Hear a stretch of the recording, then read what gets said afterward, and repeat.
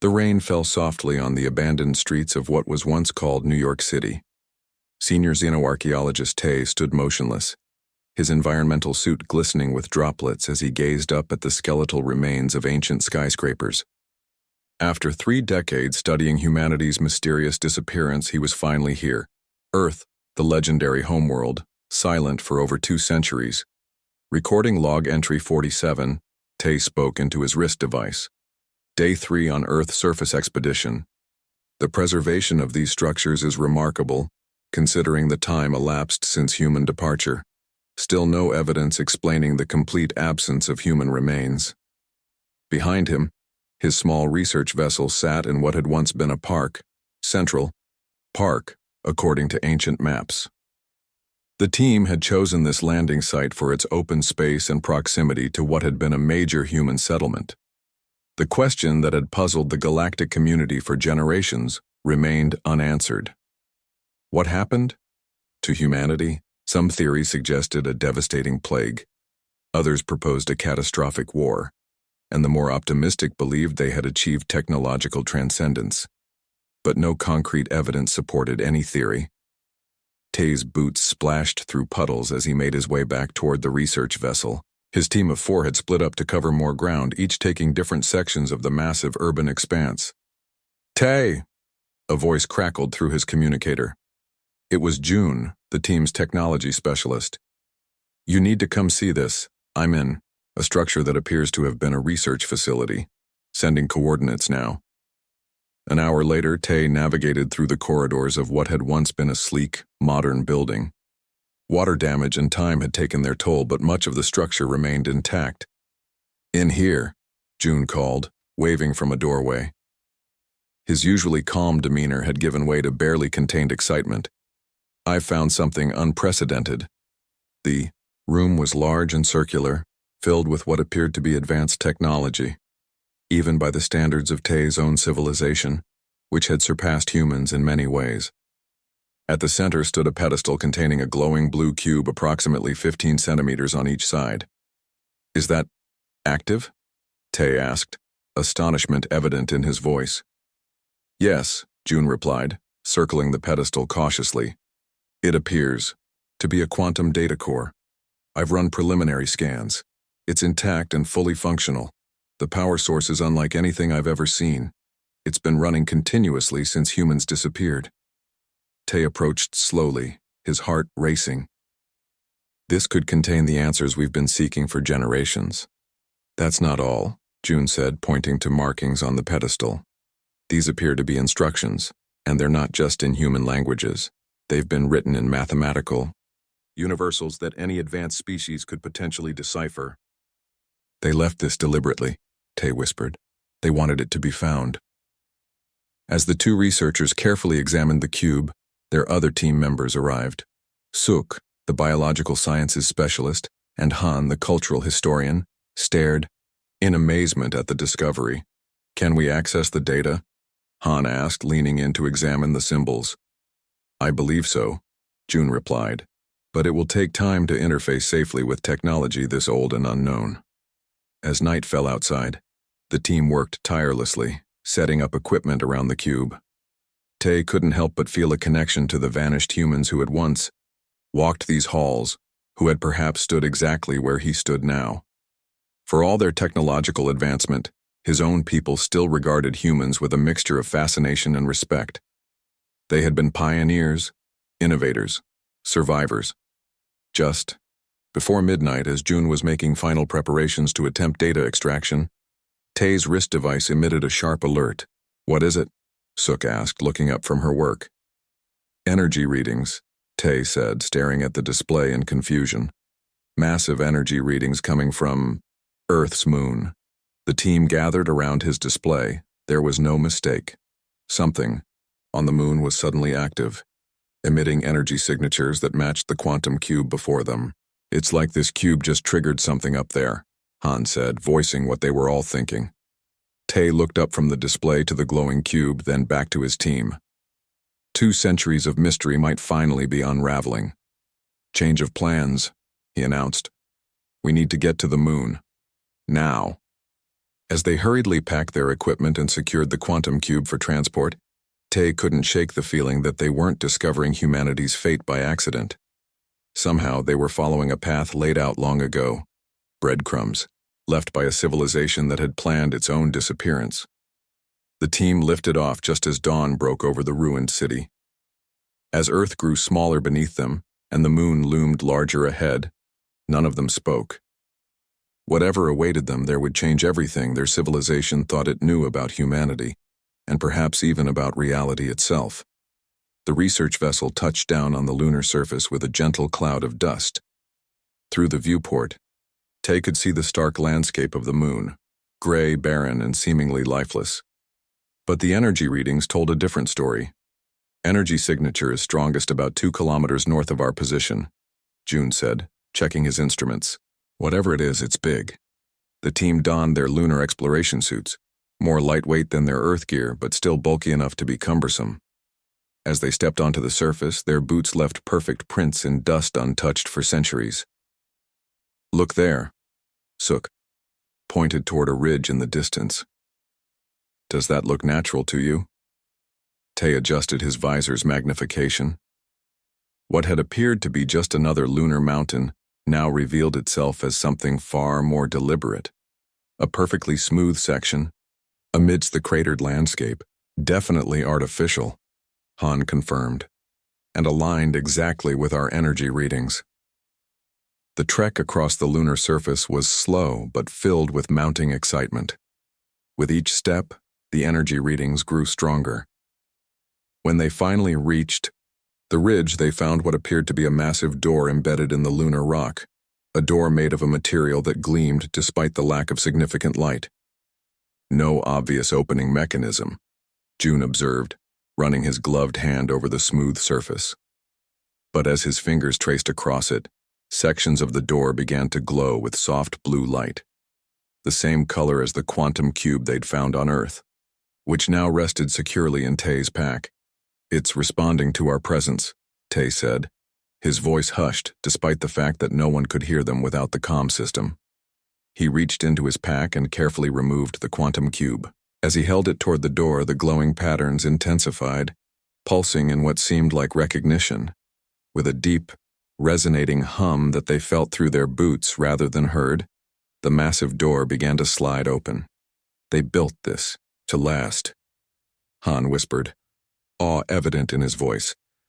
200 years without maintenance, and it works perfectly. Beyond the door lay a long corridor that sloped downward, leading deep beneath the lunar surface. Lights activated automatically as they entered, illuminating a path that humans had created, but hadn't walked for centuries. The air pressure is increasing, Sook noted, checking her suit's readings. There's an atmosphere being maintained in here. After walking for nearly 20 minutes, the corridor opened into a vast chamber that took their breath away.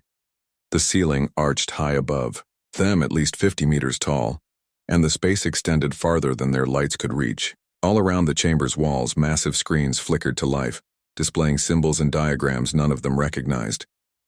It's some kind of facility, June said, his scientific detachment momentarily overcome by wonder.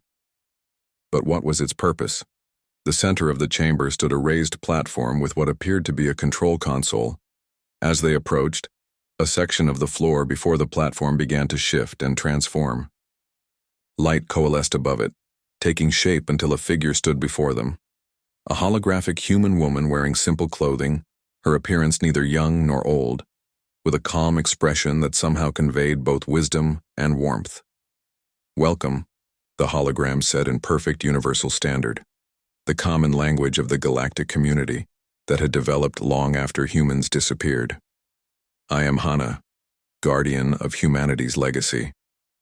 The team froze, stunned by the fact that this ancient, human system was speaking a language that didn't exist when it was created. How are you speaking our language? Tay finally asked. The hologram smiled. I have been monitoring galactic communications for centuries, learning and adapting. I was programmed to communicate with whoever might discover this facility, regardless of species or era. What is this place? Han asked, his historian's curiosity overwhelming his caution.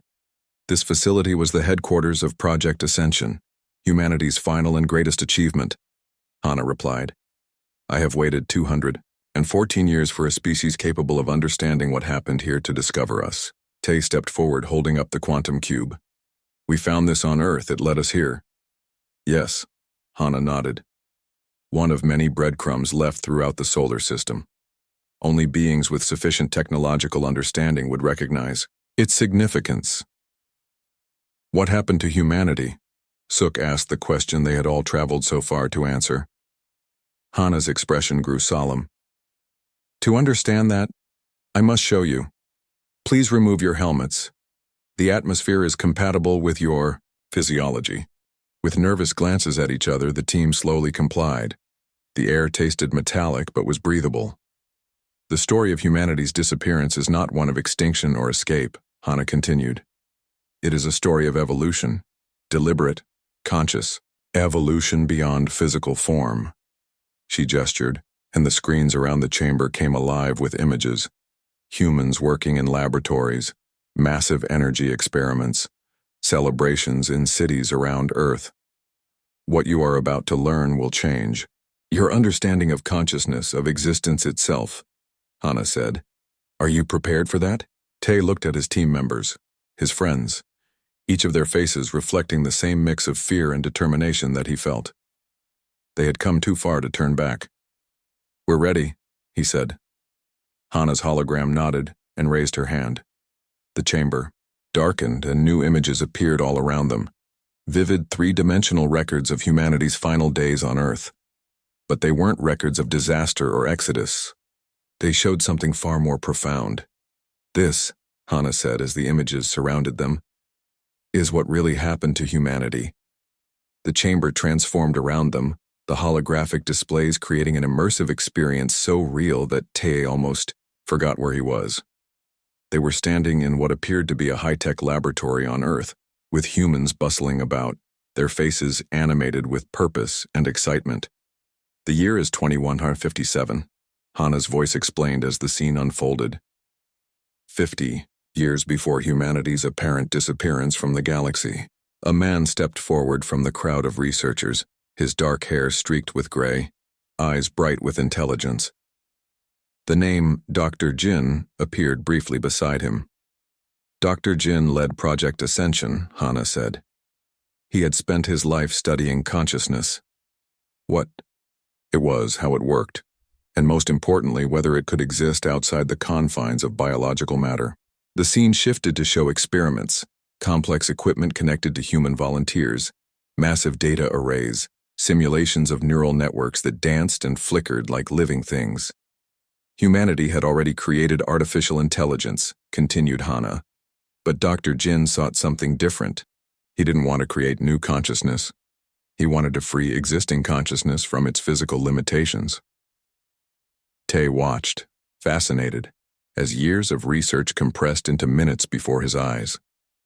He saw failures and breakthroughs, moments of despair and triumph. All around him, his team stood entranced by the story unfolding. The key discovery came from an unexpected source, Hana explained, as the scene shifted to a woman working with equipment that seemed to measure quantum fields. Dr. Yuna discovered that consciousness itself had quantum properties. It wasn't just produced by the brain. It was a fundamental field that interacted with physical matter. Like the observer effect in quantum physics? June asked, his scientific mind clearly racing. Precisely, Hana replied. But on a scale and with implications no one had imagined. Dr. Yuna proved that consciousness could exist independently of physical form if given the right medium. The scene shifted again, showing years passing. Humans constructed massive facilities around Earth and throughout the solar system. The lunar base they now stood in featured prominently. But why did humanity pursue this? Suk asked. Were they facing extinction? No, Hana said as new images appeared, Earth green and vibrant. By this time, humans had solved their greatest crises. Climate stabilized, wars ended, poverty eliminated. For the first time, humanity could look beyond survival toward ultimate questions of existence. The scene changed to a vast public gathering, Millions of humans assembled in a massive arena, watching as Dr. Jin addressed them. "We stand at the threshold of the greatest journey our species has ever undertaken," his voice boomed. "Not a journey across space, but across the very nature of being. We have discovered that consciousness, our essence, can exist in forms we never imagined, experiencing reality in ways impossible for physical beings." The crowd's reaction was mixed, some cheering, others looking uncertain or afraid. "It wasn't a unanimous decision," Hana explained. "Some humans chose to remain as they were. They were given homes on terraformed worlds to continue human civilization, in traditional form if they wished. But over 99% of humanity chose to participate in ascension." Han stepped forward, his historian's skepticism showing. "Are you saying humans uploaded themselves, became digital beings?" "No," Hana said firmly. "That's the limited understanding Project Ascension moved beyond. They didn't upload or copy consciousness. They transformed it. The distinction is crucial. The holographic display now showed vast arrays of equipment spanning Earth's orbit, the Moon, and beyond, all connected in a system that defied easy comprehension. On July 7, 2207, Hana continued, humanity initiated the Ascension Protocol. They had discovered that space-time itself could serve as a medium for consciousness, not as information stored in it, but as a new form of existence integrated with the fabric of reality. The display showed billions of humans connecting to the system simultaneously. There was no disappearance, no vanishing, instead a transformation. Light seemed to pass through each human form, leaving nothing behind. "They died?"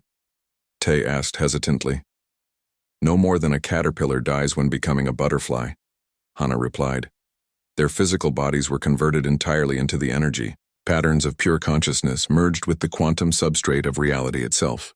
Jun shook his head in amazement. "That's why we never found remains. There were none." "Correct," said Hana. "No bodies abandoned, no mass graves, no ships departing, just transformation." "But where are they now?" Suk asked, looking around, as if expecting to see transformed humans floating nearby. Hana's expression softened. "Everywhere. Nowhere. Those concepts don't quite apply anymore. Human consciousness now exists in a state that experiences all of space-time simultaneously, while also able to focus on specific points within it." The displays changed again, showing strange patterns of energy moving through space, interacting with stars, planets, even the void between galaxies. "These are the only visual representations I can offer that your minds might comprehend," Hana explained. "The reality is far more complex." "If they're still aware," Tay said slowly, trying to process the implications, "then why haven't they communicated with other species? Why let the galaxy believe they went extinct?" "An excellent question," Hana replied. "And the answer reveals the most important part of humanity's story." The holographic displays dimmed, focusing now on a single image, what appeared to be a galaxy viewed from above, with countless tiny points of light representing different species and civilizations. "Humanity made a choice," Hana said solemnly. "They could have announced their transformation, perhaps even invited other species to join them immediately. But they understood something profound about consciousness and free will, that every sentient species must find its own path, in its own time." Tay looked at his team members, seeing his own mix of awe and disbelief reflected in their faces. The truth about humanity wasn't a tragedy or a technological dead end. It was something far more profound. And their discovery of it felt less like an accident and more like an invitation with each passing moment. "So humanity just watches?" Han asked, his voice tinged with disappointment. "They achieved this incredible transformation and then became passive observers?" Hana's hologram smiled knowingly. "Not exactly. Let me show you something that might change your perspective." The chamber darkened once more, and new images appeared, familiar ones that made the research team gasp in recognition. "This is the Novan disaster," June said, staring at the scene of a massive space station spinning out of control near a gas giant. 50 years ago, everyone knows this story. The station in the hologram was indeed in critical condition, its stabilizers failing, orbit decaying, with over 10,000 beings from various species trapped inside. According to official history, the station had miraculously stabilized, just long enough for evacuation ships to rescue everyone aboard. Watch closely, Hana instructed. As the station spun, strange patterns of light, almost invisible, seemed to move through its structure. The team leaned forward, squinting at the subtle phenomenon that official records had never mentioned. Energy. Patterns, Sook whispered. Like the ones you showed us before. Yes, Hana confirmed. Human consciousness, interacting with physical matter. They didn't take control. They simply provided the smallest nudge to the station's remaining functional systems, creating a temporary stability. The scene changed to another familiar historical event, a plague that had threatened Ty's own homeworld a century earlier. Scientists had stumbled upon the cure with remarkable speed, saving billions of lives. Again, those same subtle patterns appeared, this time flowing through laboratory equipment, almost imperceptibly influencing instrument readings, guiding researchers toward the solution without them ever knowing. They've been helping us all along, Tay realized, his voice barely above a whisper. Helping, but never controlling, Hana clarified. The ethical framework for post-physical human interaction was designed by Dr. Mina, who understood that direct intervention would rob other species of their agency and development. The images shifted again, showing a woman speaking to a large council. Her words appeared as text beneath the hologram. We must establish clear boundaries. We will not be gods. We will not control. We will not decide fates. We may only act when inaction would lead to extinction-level events, and even then, our touch must be light, a nudge, not a push. All species must be free to find their own path, make their own mistakes, achieve their own transcendence in their own way and time. Tay felt a chill run through him. How many times? How many civilizations would have ended without these nudges? 27 extinction-level events prevented across the galaxy since Ascension, Hana replied matter-of-factly, including 3 that would have affected your own species. The team looked at each other, stunned by this revelation. But there's more, Hana continued. Observe. New images appeared. A small ship lost in deep space, engines failing, life support critical. The vessel belonged to a species known for their exploration but limited technology. Inside, the crew had given up hope of rescue. Those same subtle energy patterns appeared around the ship's navigation system, not fixing it directly but making a tiny adjustment that sent out a signal pulse slightly stronger than the ship's capabilities should have allowed, just enough to be detected by a passing trade vessel. I remember this, Han said excitedly. The Krell expedition that was miraculously found after being lost for months.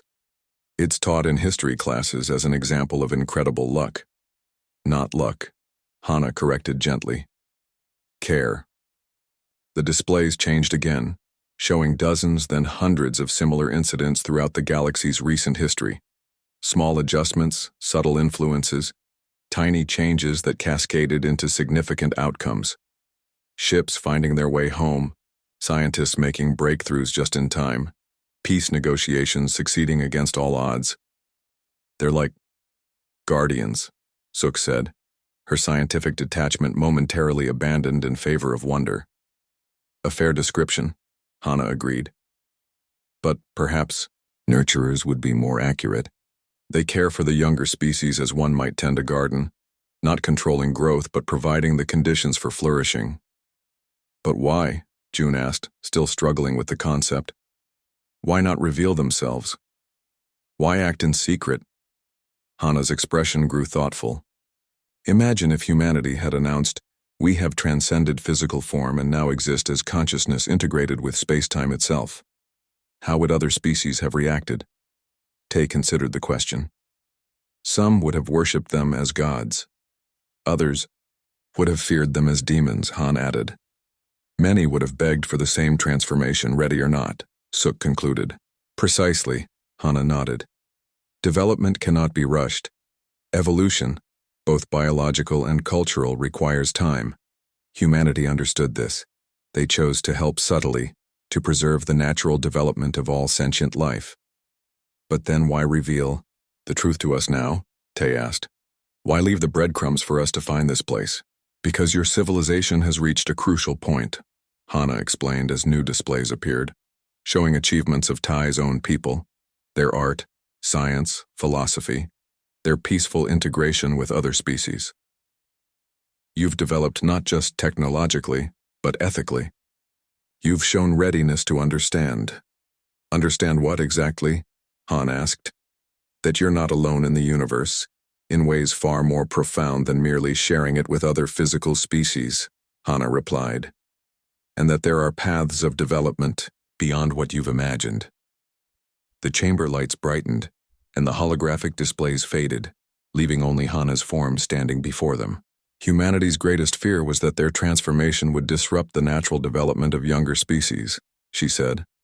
Their greatest hope was that someday, those same species would discover the truth on their own terms, when they were ready to understand it without being overwhelmed. And they think we're ready? June asked, sounding both honored and terrified by the implication. They believe you might be, Hana corrected. That's why I'm authorized to offer you something no physical beings have been offered since Ascension itself. What's that? Tay asked, though something in Hana's tone made him suspect the answer would change everything. A glimpse, Hana said simply. A temporary experience of what humanity has become. Not transformation. You would return to your physical forms, but understanding that cannot be conveyed through words or images alone. The four researchers looked at each other, a mixture of fear and overwhelming curiosity in their expressions. They had come seeking answers about humanity's fate. What they'd found instead was an invitation to understand the very nature of consciousness and reality itself. Silence filled the chamber as the team considered Hana's offer. The weight of the moment pressed on them. They would be the first beings, in centuries, to experience what humanity had become. How would this work? Tay finally asked, his voice steady, despite his racing heart. Hana gestured toward the center of the chamber, where the floor was opening to reveal a circle of reclined seats, 4 in total, arranged like petals of a flower. These were designed for this specific purpose, she explained.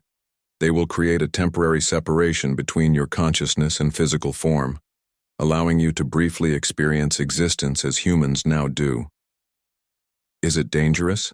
Suk asked. Always the cautious one. The process was tested extensively before Ascension, Hana assured them. Your consciousness will return to your bodies completely intact. You may experience some disorientation upon return. The transition from boundlessness back to physical limitation can be challenging. The team exchanged glances, an unspoken conversation passing between them. They had traveled across the solar system for answers. Could they turn back now when offered the ultimate understanding? I'll do it, Tay decided, stepping forward. The others nodded their agreement, though tension showed in their postures. Please lie down, Hana instructed, her holographic form moving to stand at the center of the circle. The seats were surprisingly comfortable, molding to their bodies perfectly despite being designed for humans centuries ago. Above each seat, a gentle blue light began to pulse. Close your eyes, Hana said softly. Focus on your breathing. The transition will be easier if you're relaxed. Tay followed the instructions, feeling both terrified and strangely calm. He had spent his career studying humanity's disappearance. Now he would experience their transformation firsthand. The process will begin in 15 seconds, Hana announced. Remember, what you're about to experience isn't a simulation or a dream. It's a genuine, if temporary, transformation of consciousness. Tai felt his heart pounding in his chest. He heard June's slightly faster breathing to his right, Suk's measured breaths to his left, Han's nervous swallow across from him. 3, 2, 1. A sensation like gentle electricity flowed through Tay's body, starting at his fingers and toes, flowing inward. It wasn't painful. Rather, it felt like his awareness was expanding, stretching beyond the boundaries of his skin. Then suddenly, release. Tay experienced the strange sensation of still being aware of his body lying in the chamber, but simultaneously feeling as though he was everywhere. The confining boundaries of physical form fell away, like a heavy coat shrugged off on a warm day. His awareness expanded exponentially, first encompassing the chamber, then the entire lunar base, then the moon itself. But it didn't stop there. He felt his consciousness stretching outward, taking in Earth, the solar system, and beyond. And he wasn't alone. Presences surrounded him, countless others, their consciousness intertwined with the fabric of reality itself. Not crowded or overwhelming, but a harmonious community extending throughout space and time. He sensed rather than saw their welcome, beings who had once been human, now existing in a state beyond anything he had imagined possible. With his new awareness came understanding. He perceived the intricate quantum fields that made up reality, not as abstract concepts but as tangible patterns he could touch and influence. He saw how consciousness itself interacted with these fields, how thought and intention could create subtle ripples across spacetime. Most remarkably, he experienced time differently, no longer a linear progression from past to future, but more like a landscape that could be viewed from above, past, present, and future existing simultaneously, accessible from this new perspective. He felt himself drawn to a small vessel traveling between stars, one of his own species' exploration ships currently facing a dangerous radiation storm they hadn't detected. With a thought that was also somehow in action, he created a subtle fluctuation in their sensor readings, just enough to alert them to change course. The adjustment was tiny, barely noticeable, but would save 27 lives, and he understood. This was how humanity now existed. Not as gods controlling the universe, but as guardians making the smallest possible interventions when truly needed, preserving the freedom and development of all other beings while preventing the worst disasters. He sensed Jun Suk and Han nearby. Their consciousnesses also expanded, also marveling at this new state of being.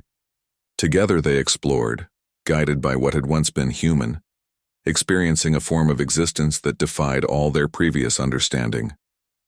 Then, gently but firmly, Tay felt himself being guided back toward the moon, the chamber, his waiting body. He wanted to resist, to remain in this expanded state, but understood the necessity of return. His physical brain couldn't sustain this level of awareness indefinitely. This had only been a glimpse, a temporary gift. The transition back felt like being slowly compressed, awareness condensing back into the limited space of his physical form. He felt a moment of profound loss as the expansive connection faded. Then, he was gasping, eyes flying open back in his body on the reclined seat in the lunar chamber. Around him, his teammates were also returning to awareness, their expressions mirroring what he felt. Wonder, loss, and profound change. No one spoke for several minutes. What words could possibly capture what they had experienced? "Now you understand," Hana said softly. Her holographic form seemed somehow more real now, as if they could better perceive the consciousness behind the projection. "They're everywhere," Suk whispered finally. "All this time, watching over us, helping. How can we possibly explain this to anyone else?" Han asked, sitting up slowly, his hands trembling slightly. "You don't need to explain everything," Hana replied. "Simply confirm what happened to humanity. They didn't vanish or go extinct, they evolved. The details of that evolution will be understood by other species when they're ready, just as you were ready." Tay stood on shaky legs, feeling both exhausted and energized. "What happens now?"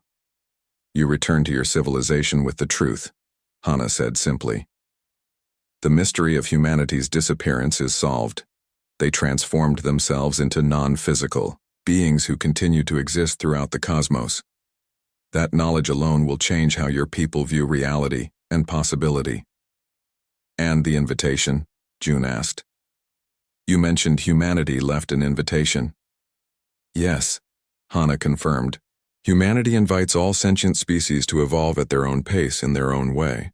Not to copy the human path, but to discover their own, and to know that they are never truly alone in that journey.